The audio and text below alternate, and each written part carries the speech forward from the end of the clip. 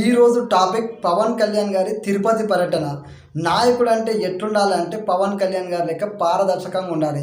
చేయని తప్పుకు సంబంధం లేని శాఖ అయినా సరే తొక్కిసలాట జరిగింది, రెస్పాన్సిబిలిటీ తీసుకుంటా పారిపోను, ప్రజలారా నన్ను క్షమించండి అని రెండు చేతులు జోడించి ప్రజలారా నన్ను క్షమించండి, భక్తులారా నన్ను క్షమించండి అని చెప్పేసి పెద్ద మనసుతోటి నిస్వార్థమైన మానవత్వాన్ని చూపించిండు. ప్రజలందరూ కూడా హర్షిస్తారు. ఎందుకంటే ఒక డిప్యూటీ సీఎం హోదాలో ఉండి తనకు సంబంధం లేకున్నా తను చేయని తప్పుకు రెండు చేతులు జోడించి ప్రజలారా నన్ను క్షమించండి అంటూ ఆయన ప్రజల్ని వేడుకున్న విధానం, అదేవిధంగా వీఐపీకైనా సరే సామాన్యుడికైనా సరే ఒక్కటే దర్శనం ఉండాలి.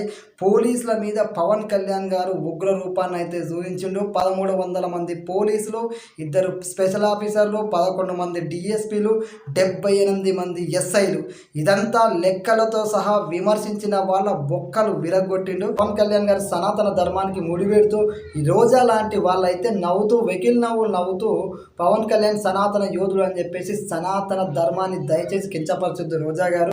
ఇదే ఈరోజు మన టాపిక్లోకి వెళ్ళబోయే ముందు దయచేసి ఒక లైక్ ఇవ్వడం మర్చిపోకండి. వీడియో పూర్తిగా చూడండి, నచ్చితే సబ్స్క్రైబ్ చేసుకోండి. చలో టాపిక్లోకి వెళ్దాం. నాయకుడు అంటే ఎట్లుండాలి? పవన్ కళ్యాణ్ గారి లెక్క పారదర్శకంగా ఉండాలి.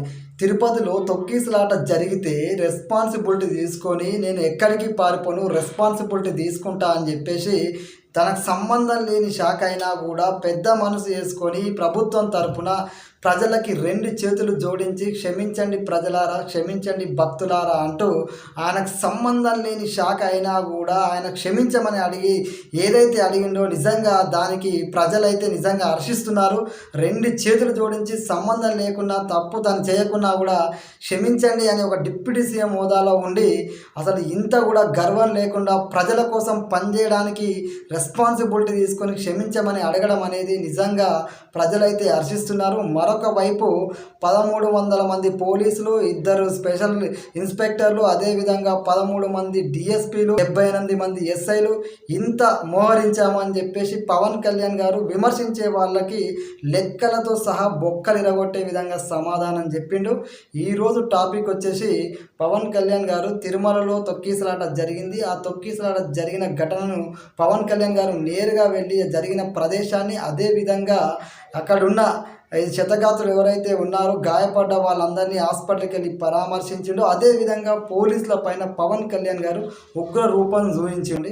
ఈరోజు పవన్ కళ్యాణ్ గారు తొక్కిసలాట ఏదైతే జరిగిందో తిరుపతికి చేరుకున్నాడో అక్కడ జరిగిన ప్రదేశాన్ని కూడా ఆయన చూడడం జరిగింది. అక్కడి నుంచి ఎక్కడైతే హాస్పిటల్లో చికిత్స పొందుతున్నారో వాళ్ళందరినీ, ఆ భక్తుల్ని ఆయన పరామర్శించడం జరిగింది.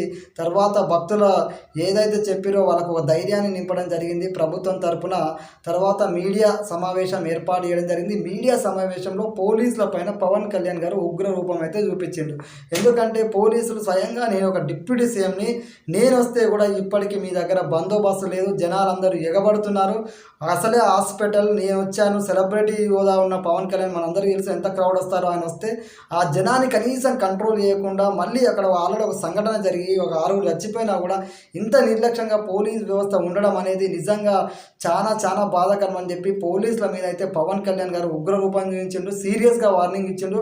మీ తీరులో మార్పు రావాలి, మీరు ఖచ్చితంగా పాటించాలి, ఎలా ఇంతమంది క్రౌడ్ వచ్చినప్పుడు ఎలా మేనేజ్ చేయాలో కూడా మీకు తెలియకపోతే ఎట్లా, మీరు ఇంత పోలీస్ ఆఫీసర్లు అయ్యి ఉండి అని చెప్పేసి పోలీసుల మీద తీవ్రంగా పవన్ కళ్యాణ్ గారు అయితే ఖచ్చితంగా మండిపడని చెప్పొచ్చు. అదేవిధంగా సామాన్యుడికైనా సరే వీఐపీకైనా ఒక్కటే దర్శనం ఉండాలి, అంతేగాని వీఐపీల మీద శ్రద్ధ ఎక్కువైపోయి సామాన్యుని గాలికి వదిలేస్తున్నారని చెప్పేసి ప్రభుత్వంలో ఉన్నా కూడా సీరియస్గా ఆయన వార్నింగ్ ఇవ్వడం జరిగింది. ఏదైతే టీటీడీ ఈవో ఉంటాడో ఈవోకు సీరియస్గా వార్నింగ్ ఇచ్చిండు. అదేవిధంగా టీటీడీ పాలక మండలి ఎవరైతే ఈ యొక్క ఘటనకు కారకుడో ప్రతి ఒక్కరిని సీరియస్గా పవన్ కళ్యాణ్ గారు అయితే వార్నింగ్ ఇవ్వడం జరిగింది. ఎవరిని ఉపేక్షించేది, ఎవరిని వదిలిపెట్టేది లేదు అంటూ పవన్ కళ్యాణ్ గారు తన శాఖకు సంబంధం లేకున్నా తను చేయని తప్పు కూడా ఏకంగా ప్రజలకి రెండు చేతులు జోడించి నన్ను క్షమించండి ప్రజలారా అంటూ, నన్ను క్షమించండి భక్తులారా అంటూ ఆయన ప్రజల్ని వేడుకోవడం నిజంగా ప్రతి ఒక్కరిని ఆలోచింపజేసింది. ప్రతి ఒక్కరిని నిజంగా ఎవరైనా సరే విమర్శించిన వాళ్ళు కూడా అరే ఆయన చేయని తప్పు కూడా రెండు చేతులు జోడించి ప్రజలకు క్షమించమని అడుగుతుందంటే ఇంత పెద్ద మనసు ఉన్న పవన్ కళ్యాణ్ గారు నిజంగా భక్తుల మనసే కాకుండా ప్రజల మనసు కూడా గెలుచుకుంటూ అదేవిధంగా ఏదైతే ఇలాంటి సంఘటన ఫ్యూచర్లో జరగకుండా చూసుకుంటాం అదేవిధంగా పూర్తి బాధ నేను తీసుకుంటా క్షమించమని చెప్పి పవన్ కళ్యాణ్ గారు స్వయంగా చెప్పడం జరిగింది. అదేవిధంగా పవన్ కళ్యాణ్ గారు అక్కడ సెక్యూరిటీ సరిగా లేదు అని చెప్పేసి విమర్శలు చేస్తారు. అంతా వైజాగ్ మోడీ వచ్చిండు అక్కడే పెట్టారు, అసలు సెక్యూరిటీ లేదు, విచ్చలవిడిగా వదిలేసారని చెప్పి అంటే పవన్ కళ్యాణ్ గారు చాలా కౌంటర్లు ఏర్పాటు చేసినాం. అదేవిధంగా 1300 మంది పోలీసులు, 2 స్పెషల్ ఆఫీసర్లు, 11 మంది డిఎస్పీలు, అదేవిధంగా 78 మంది ఎస్ఐలను మేము పెట్టామని చెప్పి ఆయన స్పష్టంగా లెక్కలతో సహా విమర్శించిన వాళ్ళ బొక్కలైతే తిరగొట్టిండు. నిజంగా చెప్పాలంటే ప్రతిదీ పకడ్బందీగా చేసిన ఒక చిన్న మిస్టేక్ ఏదైతే జరిగిందో డిఎస్పీని కూడా సస్పెండ్ చేసిండు చంద్రబాబు నాయుడు గారు. అదేవిధంగా ఆ డిఎస్పీ ఆ ప్లేస్ ఏదైతే ఉందో అక్కడ ఏదైతే తొక్కిసలాట జరిగిందో ఆ ప్లేస్లో ఆ ఒక్క ప్లేస్లో చిన్న మిస్టేక్ అనేది ఇంతమంది ప్రాణానికి ఆ నిర్లక్ష్యం అనేది పోలీసుల నిర్లక్ష్యం అధికారుల నిర్లక్ష్యం అనేది ఈ 6 ప్రాణానికి నిజంగా చెప్పలేని విషాదాన్ని మిగిల్చిందని చెప్పొచ్చు. అదేవిధంగా చాలామంది గాయపడ్డారు. దీనికి ఖచ్చితంగా అధికారులు అక్కడ ఎవరైతే నిర్లక్ష్యంగా ఉన్నారో వారందరూ బాధ్యత వహించాలి, వాళ్ళ మీద సీరియస్గా యాక్షన్ ఉంటుందని కూడా పవన్ కళ్యాణ్ గారు చెప్పడం జరిగింది. పవన్ కళ్యాణ్ గారు మాట్లాడుతున్న సందర్భంలో చాలా మంది క్రౌడ్ గ్యాదర్ అయ్యారు. వారిని ఉద్దేశించి కూడా పవన్ కళ్యాణ్ గారు పోలీసులకు వార్నింగ్ ఇవ్వడం జరిగింది. మీ పద్ధతి మార్చుకోండి, ఎట్లయితే ఇప్పుడే ఒక సంఘటన జరిగింది, ఇంతమంది అని పేరు వస్తున్న క్రౌడ్ని ఎట్లయినా సరే ఆపాల్సిన బాధ్యత పోలీసుల మీద ఉంటుంది. అయినా మీరు సైలెంట్గా ఉండడం నిజంగా వదిలేయడం అనేది ఒక డిప్యూటీ సీఎం హోదా వచ్చిన నాకే ఇలాంటి సెక్యూరిటీ ఇవ్వలేకపోతే మీరు సామాన్యులకు ఎలాంటి సెక్యూరిటీ ఇస్తున్నారు అని చెప్పేసి సీరియస్గా మీడియా ముందే ఆయన మండిపడడం జరిగింది. నిజంగా పవన్ కళ్యాణ్ గారు అయితే చాలా సీరియస్గా ఉన్నారు, చంద్రబాబు నాయుడు గారు చాలా సీరియస్గా ఉన్నారు. ఎందుకంటే వాళ్ళ పనులలో అభివృద్ధి కార్యక్రమాలు దాదాపు 2 లక్షల కోట్ల అభివృద్ధి పనులు వైజాగ్ స్టార్ట్ అయ్యి అది ప్రజల కోసం చేస్తున్న పనులలో వాళ్ళు నిమగ్నమై ఉంటే ఇక్కడ నిర్లక్ష్యంగా ఉండే అధికారుల వల్ల దాదాపు 2 లక్షల కోట్ల అభివృద్ధి పనులు వైజాగ్ స్టార్ట్ అయ్యి అది ప్రజల కోసం చేస్తున్న పనులలో వాళ్ళు నిమగ్నమై ఉంటే ఇక్కడ నిర్లక్ష్యంగా ఉండే అధికారుల ఆ భక్తులు ఏదైతే చనిపోయారో నిజంగా ఆ బదనాం అంతా సంబంధం లేని ప్రభుత్వం అయితే భరించాల్సి వస్తుంది, బదనాం పాలవుతుంది ఈ అధికారుల నిర్లక్ష్యం వల్ల అని చెప్పేసి వాళ్ళు రాష్ట్రాన్ని ఎట్లా డెవలప్ చేద్దాము, రాష్ట్రాన్ని ఎలా ముందుకు తీసుకెళ్దాము అని చెప్పేసి కేంద్రాన్ని ఒప్పించి మరి వాళ్ళు నిధులు తెచ్చి ఒక విధంగా ఆంధ్ర రాష్ట్ర అభివృద్ధికి అడుగడుగున రోడ్లు వేసుకుంటూ కావాల్సిన నిధులు మంజూరు చేసుకుంటూ అభివృద్ధి పనులు చేసుకుంటూ ఉపాధి మీద దృష్టి పెడుతూ అనేక రకాలుగా ఆంధ్ర రాష్ట్ర అభివృద్ధి కోసం వాళ్ళు శ్రమిస్తుంటే కూటమి ప్రభుత్వం ఈ చిన్న అధికారుల నిర్లక్ష్యం వల్ల ఈ రోజున ప్రభుత్వమే బదనామయ్యే విధంగా ఉందని చెప్పేసి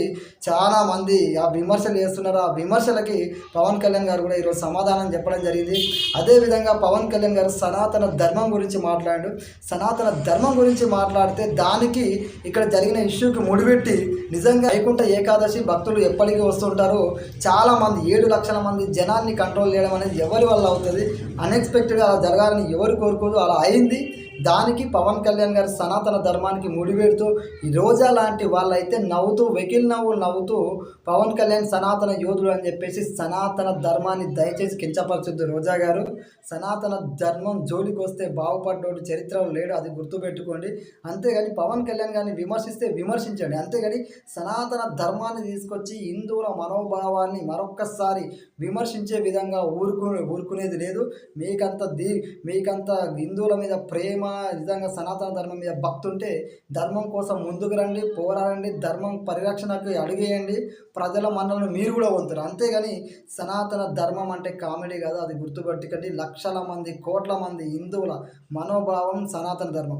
మీరు వెకిల్ నవ్వుతూ సనాతన యోధుడు అని పవన్ కళ్యాణ్ గారిని అనట్లేదు, సనాతనం అనే పదం వాడకుండా పవన్ కళ్యాణ్ గారిని విమర్శించర్రి. దానికి ప్రతి విమర్శ ఆ పార్టీ వాళ్ళు చేస్తారు, అంతేగాని సనాతన ధర్మం పేరుని తీసుకొచ్చి విమర్శ లేదు. అక్కడ జరిగిన తొక్కిసలాటకి సనాతన ధర్మానికి సంబంధం లేదు. అక్కడ జరిగింది నిజంగా హిందువులే ప్రాణాలు కోల్పోయారు, అది అన్ఎక్స్పెక్టెడ్గా జరిగింది. అలా జరగాలని ఎవరు కోరుకోరు, అసలు అలా జరగకూడదు, ఇప్పటిదాకా జరగలేదు, జరగకూడదు. పవన్ కళ్యాణ్ గారు కూడా అందుకే 2 చేతులు జోడించి ప్రజలకు క్షమించమని అడుగుతుండు.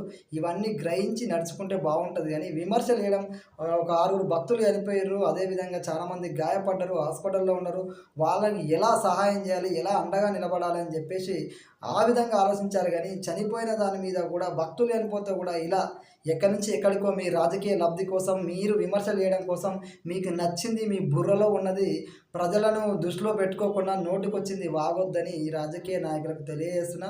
అదేవిధంగా ఈ యొక్క సంఘటన చాలా దురదృష్టకరం. చనిపోయిన భక్తులకి నా తరపున కూడా ప్రగాఢ సానుభూతి. అదేవిధంగా రానున్న రోజులలో ఇలాంటి సంఘటన జరగొద్దు. ఈ తప్పుకు ఈ నిర్లక్ష్యానికి కారకులైన వాళ్ళని ఖచ్చితంగా కఠినంగా శిక్షించాలని మనస్ఫూర్తిగా కోరుకుంటున్నా. జై హింద్, జై వెంకటేశ్వర.